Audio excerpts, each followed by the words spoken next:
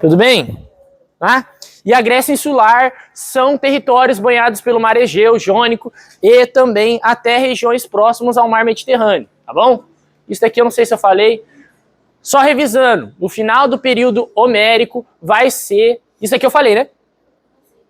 Não falei? Comecei?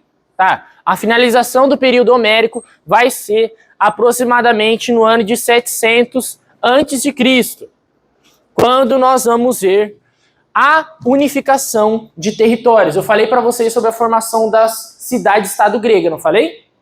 Tá? Então lembra, oikos, genos, esses genos vão virar depois as fátrias e posteriormente vão formar o que nós entendemos como tribos, tudo bem? E por último, a formação da polis grega, cidade-estado grega. Exemplo, Atenas, Esparta, Corinto e etc. Gente do céu! Vamos ficar no pisca-pisca, eu acho. Não é possível. Aconteceu isso com outro professor ou não? Sim? Ah, esses aí acalmam meu coração, porque eu já estava pensando que eu ia ter que gastar um dinheiro que eu não tenho. Deixa eu apagar a luz. Acho que é o cabo. Só na piscadinha. Agora a gente vai falar sobre a segunda parte da Grécia Antiga. Vamos falar sobre o período arcaico e também o período... Ai, gente, vai ficar só no coração de vocês o conhecimento, tá?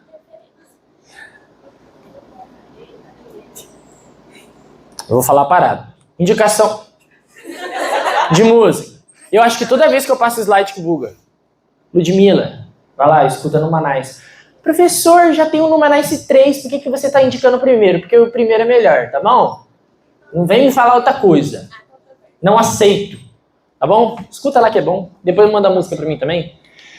Indicação de trabalho. Vai ser toda a aula, todo momento da aula um suspense. Prof.Daniel Almeida. Por favor, funciona. Deixa eu ver se no PDF funciona melhor. Que daí, pô... Oi? É o cabo e também é o azar, porque não basta eu dar a primeira aula da tarde, 2 horas da tarde, e também tem que dar a última aula do anfiteatro à noite. Aí tem que dar o cabo problema. Ó, tem um aluno aqui do cursinho que não tem uma lojinha, ela tem uma lojona aí, ó. Rapaziada apaixonada, quer dar um presente pra sua amada. Aí, ó, tá em dúvida, beleza? Presente Dia das Mães também. Só chamar ela lá. Lá no PDF que eu mandei pra você, clica, já vai direto pro Insta. Ali já vai direto no WhatsApp pra fazer pedido, tá bom? Fechou? E manda o trampo de vocês. Divisão de períodos. A gente vai terminar falando do arcaico, clássico e helenístico. E aí na próxima aula, se tudo der certo, nós vamos falar sobre Roma Antiga. A formação do que se entende como monarquia, depois a transição para a república e também a transição para o império e a queda dele. Período homérico, eu já falei com vocês na última aula, isso daqui é só para vocês ficarem um pouquinho situados na continuação, tá? Falei sobre essa primeira diáspora. O que é essa primeira diáspora? Diáspora, por definição, ela é uma saída voluntária ou não de um povo do seu território para outro. Temos 2 exemplos fáceis para você lembrar. Sabe aquele livrinho antigo que você lê, que conhece como Antigo Testamento? O povo hebreu que sai do Egito, ele participa de uma diáspora. Eles escolhem ser guiados por Moisés para passar pelo deserto e encontrar a terra prometida. É algo voluntário, para fugir da escravidão, beleza? Agora nós temos diásporas involuntárias. O povo africano que é sequestrado lá da África, trazido com navios negreiros para serem escravizados aqui na América, eles passam por uma diáspora, mas não voluntária. Eles são forçados a isso. Essas diásporas, elas têm vários sentidos. Por exemplo, pode ser uma diáspora de um problema ambiental. O terremoto que teve no Haiti fez com que vários haitianos saíssem do território e fizessem migração para outros países. O Brasil é um deles. Por isso que em diversos momentos você vê haitianos aqui no centro de Londrina. Bom? Então essa diáspora ela pode ser voluntária ou não. Aqui nós temos o primeiro exemplo, que é a invasão dos dórios, e eu mostrei para vocês na última aula. Tá? Depois eu vou falar de uma segunda diáspora, vocês vão ver daqui a pouco. Tá bom? Período arcaico, do século VII até o século VI. Eu nem li a pergunta que tá na minha mão, né? Falta de educação. Ai, ai. É bom que dá um tempo de eu respirar. Vocês estão bem? Vocês estão tranquilos? Hoje eu percebi que vocês estão um pouquinho mais animadinhos. Tem dia que vocês estão olhando pra mim com uma cara de gol contra. Sabe o Brasil depois do 7-1? Hoje vocês estão bem. Parabéns, gente. Eu tenho uma camisa escrito a isso. Tem uma camisa escrita assim, todo dia um 7-1 diferente. Dizem que falta de memória da queda de cabelo. Eu acho que a memória tá indo junto com o cabelo mesmo. Meu carequinha, te amo. Olha que afeto. Tá bom? Me pisa e depois me beija. Vamos lá, ó. Sua careca está linda. Sua careca está linda hoje, prof. Que ela nos abençoe. E uma mãozinha, bless. Amém. Vamos lá. Também outras coisas que é importante a gente lembrar. Com o surgimento dessas polis gregas, nós vamos ver 4 características que é bom você lembrar para o vestibular. Primeira, é aí que surgem as comunidades políticas independentes, tá? Ou seja, cidade-estado grega. Segundo, é formado o início da vida urbana lá no mundo grego. Terceiro, nós vamos ver a transição de sistemas políticos. Você vai ver na minha aula todo tipo de sistema político que é aplicado nesse mundo grego antigo. E eu vou explicar para você como não confundir, como não errar, porque o carinha lá da concorrência, que tá vendo aula com outro professor, ele não vai aprender desse jeito e ele vai errar. Você vai aprender. E última, a extensão ou a expansão territorial vai até o Mediterrâneo, lá no sul da Itália. Por isso que eu falo para vocês, o mundo grego e o mundo romano, posteriormente, já estão conectados antes de existir o Império Romano. Vocês já viram isso com a aula da Marina. Tá bom? Segunda diáspora vai ser quando nós vemos essa expansão no Mediterrâneo. Eles vão procurar terras férteis, que é o que eu mostrei naquele mapa para vocês na última aula, tá? Vão expandir tanto para o Ocidente, lembra no mapa mundi, quando você olha para o lado esquerdo, é o Ocidente. Quando você olha para o lado direito, é o Oriente. Tudo bem? E aqui é só uma exemplificação dessa transição de povos. E vai ter uma ampliação do mundo grego a partir daí. E aí mais um mapa para vocês relembrarem do que é esse mundo grego. Tudo bem? A gente vai falar um pouquinho mais sobre essa parte cinza. Essa parte cinza hoje. Por quê? Lembra que eu disse, esse mundo grego ele vai se expandindo não só voluntariamente, mas involuntário. Por quê? A galera vai invadir os gregos. O que a gente precisa saber disso? Então, aqui no período arcaico temos mudanças políticas de sistema. A monarquia vai transicionar para a oligarquia. Professor, não sei o que é um, também não sei o que é outro. Não é que você não sabe, é que você ainda não sabe. Você vai aprender agora. Então, ó, presta atenção.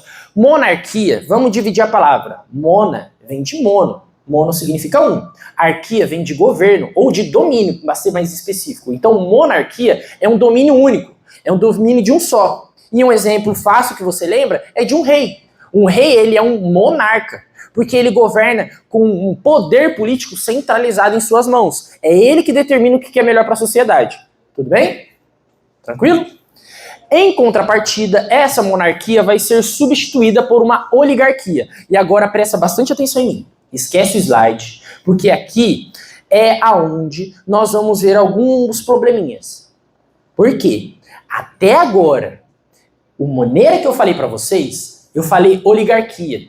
Porque a palavra oligarquia, ela sempre se confunde no vestibular com aristocracia. A transição que a gente vê aqui é muito importante. Por quê? Aqui nós vamos ver a monarquia virando uma oligarquia. Oligarquia significa governo ou domínio de poucos.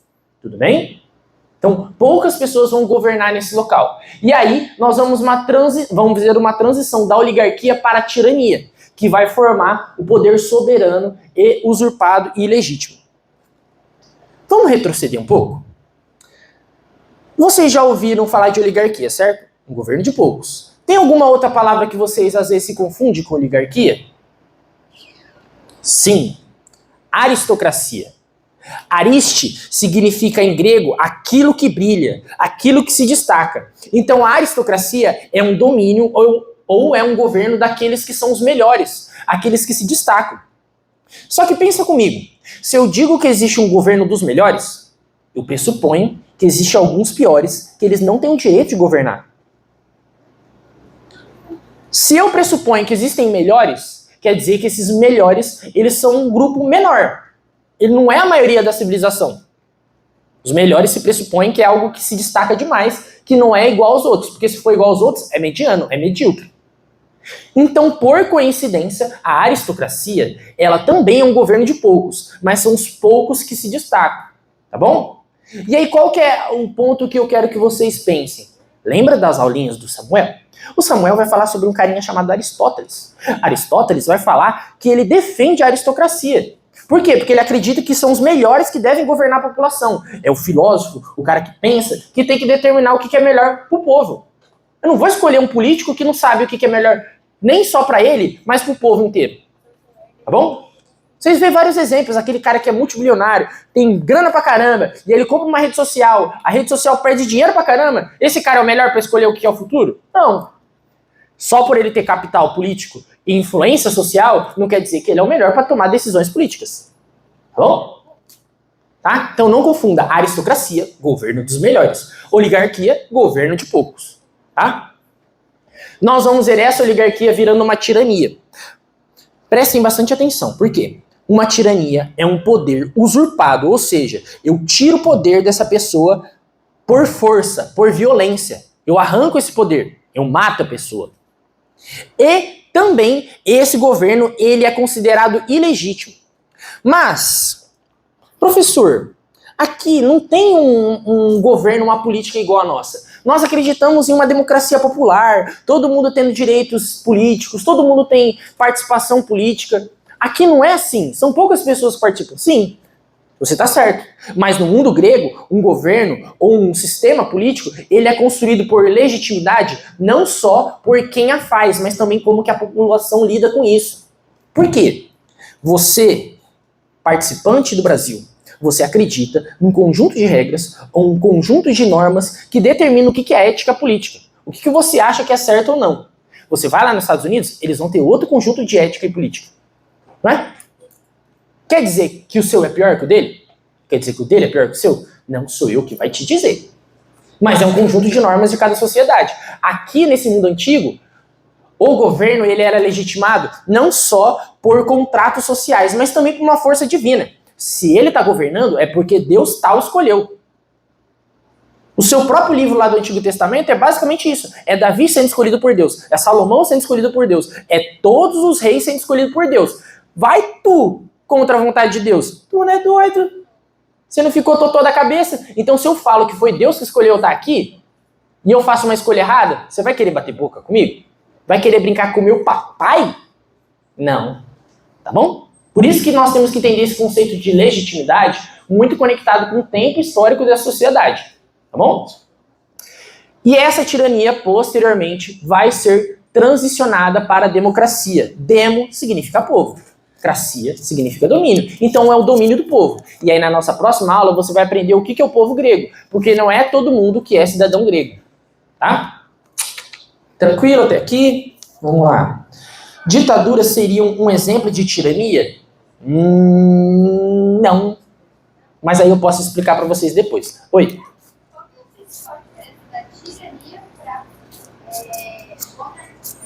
Monarquia é o governo de um só. Só que esse governo de um só, ele possui uma legitimação social. O povo reconhece o rei como o governante legítimo. Ele é amparado não só pelo apoio popular, pelo apoio dos políticos, mas também por um apoio que pode ser até religioso. É uma escolha divina de que ele esteja naquele local. Agora o tirano é o cara que vai chegar no rei, vai enfiar uma faca nas costas dele e vai governar no lugar dele. E aí o povo não vai reconhecer ele como governante, vai reconhecer ele como tirano. Porque ele só vai se manter no poder através da força, oprimindo o povo. Oi? Vocês lembram daquela história do governante romano, Júlio, que fala que ele leva uma facada e ele diz, até tu, Brutus.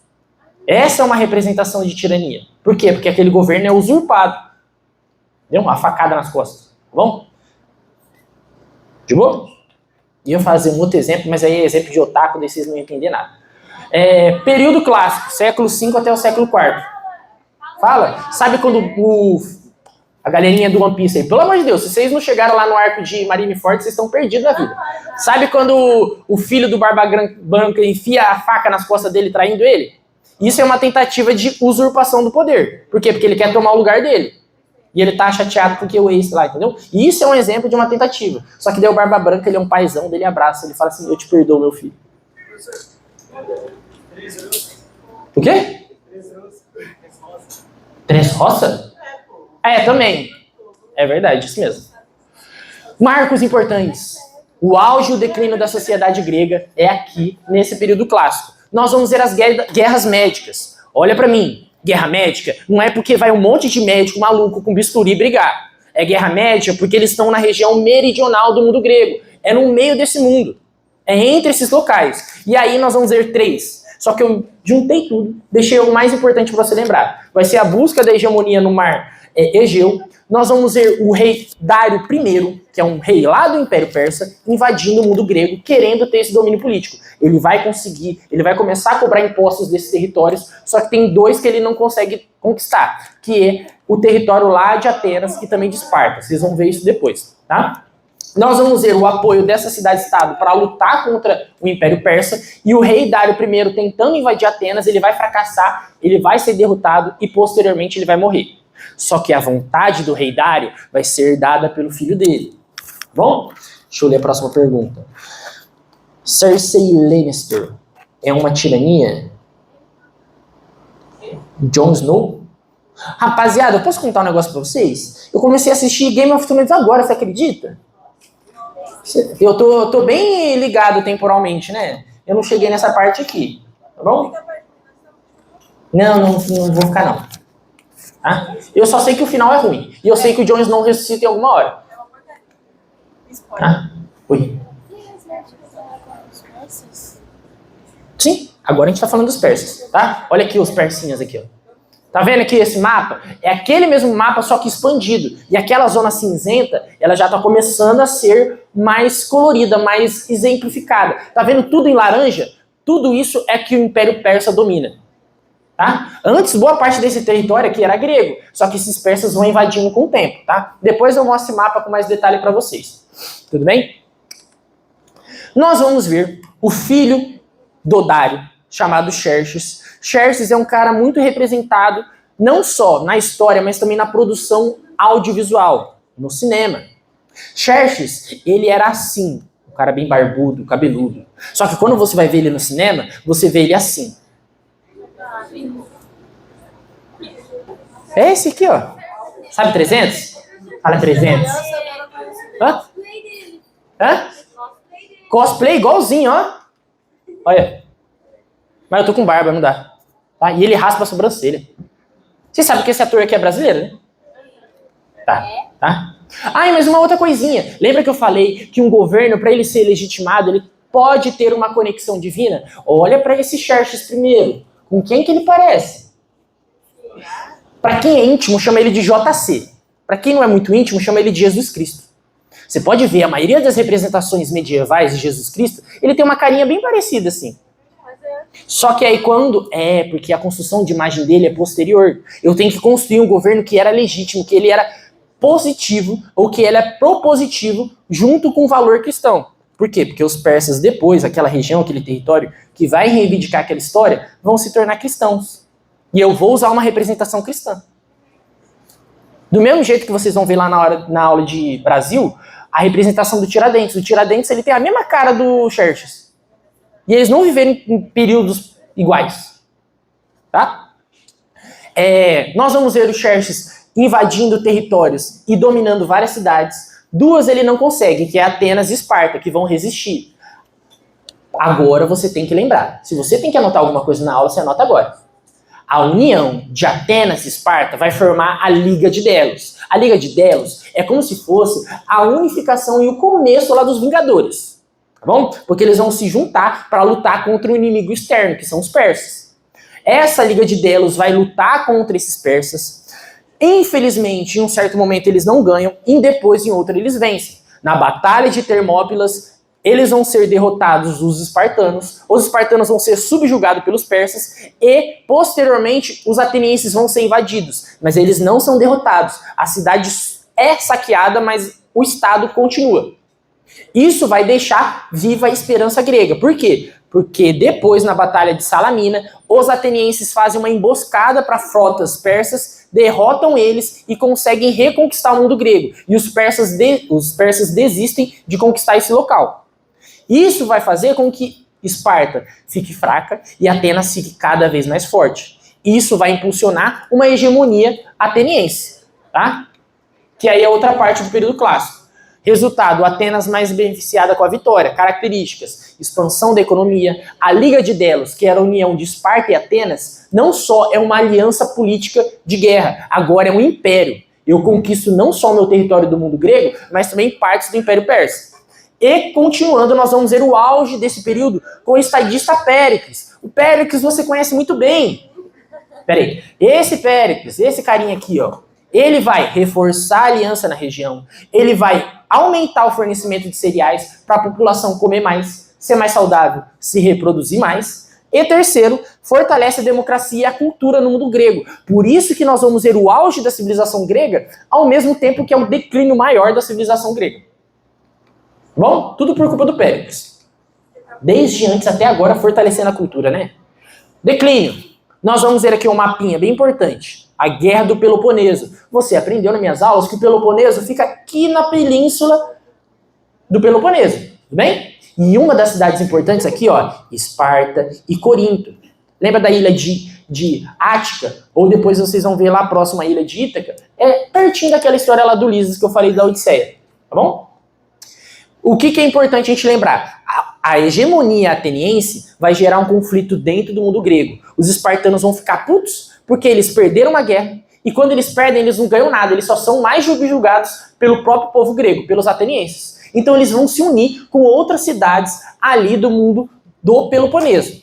Primeiro território que vai sofrer com os atenienses será o povo de Corinto. Esse povo de Corinto vai ser responsável por um livrinho da sua Bíblia. Sabe aquele livro lá do Novo Testamento que é o livro de Coríntios? Sabe aquele time que você torce, o Corinthians? É por culpa dessa cidade. Tá? A gente vai ver esses espartanos formando uma liga junto com os povos ali do Peloponeso, principalmente de Corinto, que é conhecido como a Liga do Peloponeso. Então, duas coisas você tem que lembrar de antiguidade hoje. Liga de Delos, Atenas e Esparta. Eles se rompem e vai formar a Liga do Peloponeso. Esparta, Corinto e toda a cidade grega que está lá no Peloponeso querendo diminuir ou acabar com a hegemonia ateniense. Tudo bem? Nós vamos ver o confronto com Atenas, o fim do conflito vai ser a derrota dos atenienses e quem que vai sair grandão aqui? Os espartanos. Tchau, tchau. Bom descanso.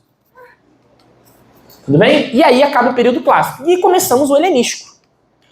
Conflitos causados por conta da hegemonia espartana. Então, um povo invade.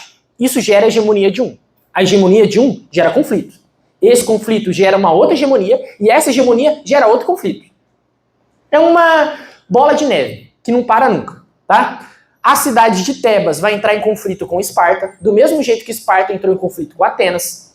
Ao vencer, ela vai tomar a liderança e ela vai intervir na região de Tessália e na Mesopotâmia. Professor, nunca ouvi falar e nunca vou lembrar. Calma, calma. Olha aqui no mapa. Aquele mapa que eu mostrei pra vocês.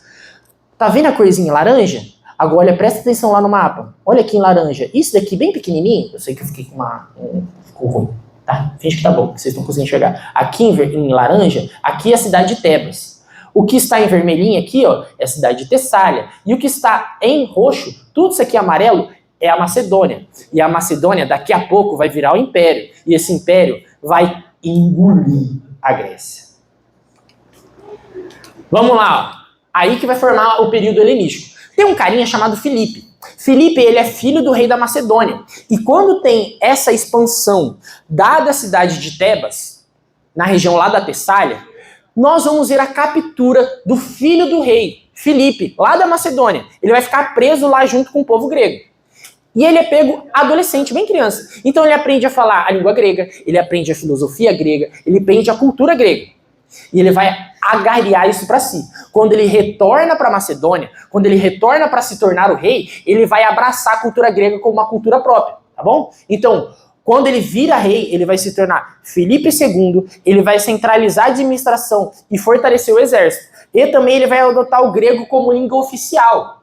Isso tudo, além disso, ele vai aprender táticas militares e expandir o conhecimento dele cultural. Esse daqui é o Filipe II, uma representação dele com uma escultura grega, tá? Agora, continuando. Nós vamos ver a invasão e domínio do mundo grego a partir de Filipe II. Então, Filipe II ele é sequestrado com 7 anos. Ele aprende tudo no mundo grego. Quando ele fica adulto, ele volta para Macedônia, ele se torna rei, e aí ele falou assim, vocês não me tiraram do meu pai quando era novo? Vocês não me botaram? Tudo que vocês me ensinaram, agora eu vou usar contra vocês. E ele vai invadir o mundo grego, tá bom? E aí, o Filipe II, ele é um cara inteligente. Ele percebe que o mundo grego ele tem um conhecimento intelectual e cultural muito avançado. E eu preciso usar isso para mim, pro meu bem. Então eu vou pegar o melhor filósofo do mundo grego. O cara que tinha disponível, nada mais, nada menos, era Aristóteles. Eu vou chamar Aristóteles para dar aula pro meu filho. Só. Imagina, você tem aula de filosofia pro vestibular com o próprio Aristóteles. A gente não tem o Aristóteles, mas a gente tem uma pessoa um pouquinho mais capacitada. Olha aqui, ó. Ai, não tá aqui. Não é possível. Depois eu mostro pra vocês. Tem um vídeo de Samuel andando de motinha, de bis. É maravilhoso. Tá bom? Já. Nossa, aquele vídeo é canônico na minha vida. Tá? Então Aristóteles vai ser o preceptor do filho de Filipe II. Esse filho dele é Alexandre. Sabe o Xandão? Então, o Alexandre o Magno, o Alexandre o Grande, o cara que é contado em várias histórias gregas. Por isso que eu falo pra vocês, gente, tudo isso daqui é conectado. A gente pensa que é tudo desconexo, mas não. É um evento que gera outro, que gera outro, gera outro, gera outro. Vocês vão ver que lá na França, os caras vão falar assim, nós somos descendentes do próprio Alexandre o Grande. O que a Macedônia tem a ver com a França? Vocês vão aprender, tá? Alexandre, com 20 anos, ele vai herdar o trono e ele vai comandar a guerra contra os gregos, tá? Por quê? Porque o paizinho dele acaba morrendo enquanto ele prepara uma guerra. Ele é traído, ele é assassinado. Lembra do governo tirano? Tentaram roubar o governo dele. E aí, quando ele vence os gregos nessa batalha, ele se torna o Alexandre o Grande, tá bom? Vou mostrar a imagem dele para vocês daqui a pouco, tá? Seu domínio vai passar até o Oceano Índico.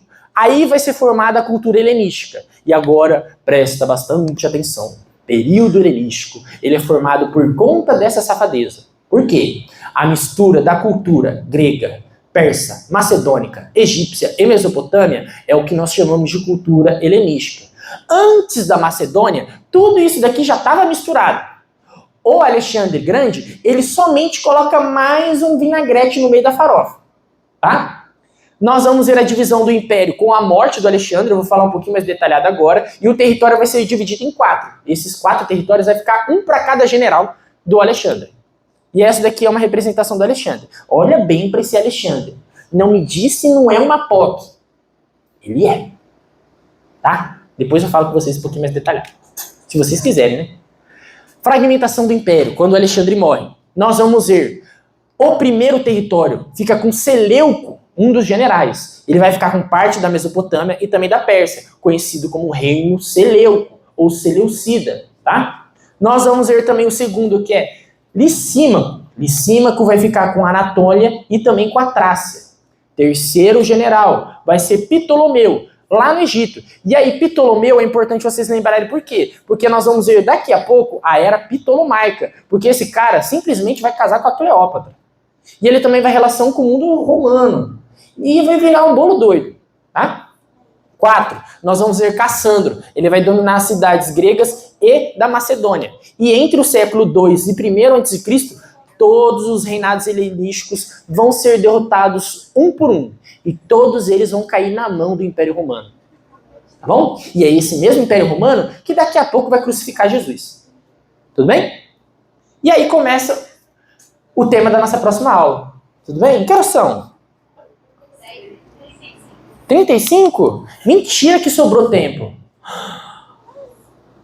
Ficaram com dúvida de alguma coisa? Não? Tá tranquilo? Eu falei acelerado hoje? Vou aproveitar esses 5 minutos, que vocês não estão nem um pouco querendo ir embora, né? Dá pra ver a carinha de vocês. Eu vou só comentar algumas coisas e eu preciso que vocês me ajudem. Por quê?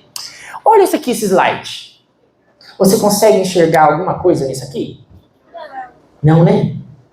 Como que eu vou saber se você me enxerga ou não? Você me falando. Não é? Eu só vou saber se a galera do fundo tá me ouvindo se vocês falarem, professor, eu não tô ouvindo. Eu só vou saber se você está enxergando se você me falar. Ou você falar assim, professor, essa cor aqui é muito ruim, não tem como usar outra cor? Eu vou trocar. Por quê? Eu sou uma pessoa um pouquinho acelerada, não sei se vocês repararam. Um pouquinho ansioso. E aí, eu fico mudando o que já tá bom. Porque eu não sei se tá bom. Eu só vou saber se tá bom se vocês me falarem. Tá bom? Então dá um feedback da aula, tá? Tá laranja, tá bom. Slide laranja. Esse amarelo não tá bom? O último, o azul, era laranja. Na verdade, vou ser bem sincero, o PowerPoint bugou. Tava bonitinho. No PDF lá tá laranja, vocês podem ver. Tudo bem? Dá um feedbackzinho lá. De boa? Eu preciso de uma ajuda de vocês. Eu tô pedindo pra vocês. Vou tomar cautela com minhas palavras que tá gravando. Mas por coincidência, a galera da noite está contribuindo muito mais com minhas aulas. Esses alunos da noite, eu acredito que eles tenham o direito de escolher um pouquinho mais sobre a interaula. E a interaula, qual que é a proposta? Nesse ano, eu acredito que vai ser cobrado materiais de humanas muito correlacionados com o tempo presente. E a minha principal aposta é que seja trabalhado material jornalístico. E aí eu conheço uma jornalista que ela faz mestrado em História Social, lá de Campo Grande, que ela está aqui em Londrina, lá do Mato Grosso do Sul. Ela vai vir aqui e ela vai ajudar a gente nessa aula. E aí eu preciso que você, meu caro vestibulando, me fale temas, coisas que você acha relevante, que eu possa conectar história e materiais jornalísticos. Tá? Uma notícia que saiu recente, ela vai trabalhar como que você trabalha com lead, com a manchete, entre outras coisas, e eu vou chegar como historiador maluco e te dar contexto histórico. Tá bom? Porque, lembra, nas questões de humanas, pelo menos duas delas, a resposta ou está no enunciado ou ela está na legenda da imagem. Vou te ensinar como fazer isso com uma jornalista para ajudar vocês, tá bom? Nada melhor do que uma própria jornalista. Tudo bem? Depois vocês mandam tema para mim? Manda lá no WhatsApp, manda lá no Insta, faz alguma coisa. De algum jeito fala comigo. Bom, tchau para vocês, tenham um ótimo descanso. Desculpa segurar vocês esses últimos minutos. Eu amo vocês, tá? Tô sonhando com o dia da aprovação de vocês. Quando sair o resultado é para você estar lá junto, viu? Por favor, não quero saber de vocês comemorando sem mim, senão eu choro, eu tô falando sério. Eu choro com vocês passando, imagina vocês não comigo. Eu tô viajando pra cá, mas o bagulho de tirar do poder. Mufasa e Scar seriam assim. É isso mesmo. Aí eu falei pra Rei Leão. Caramba. Eu falei pra você que eu falava.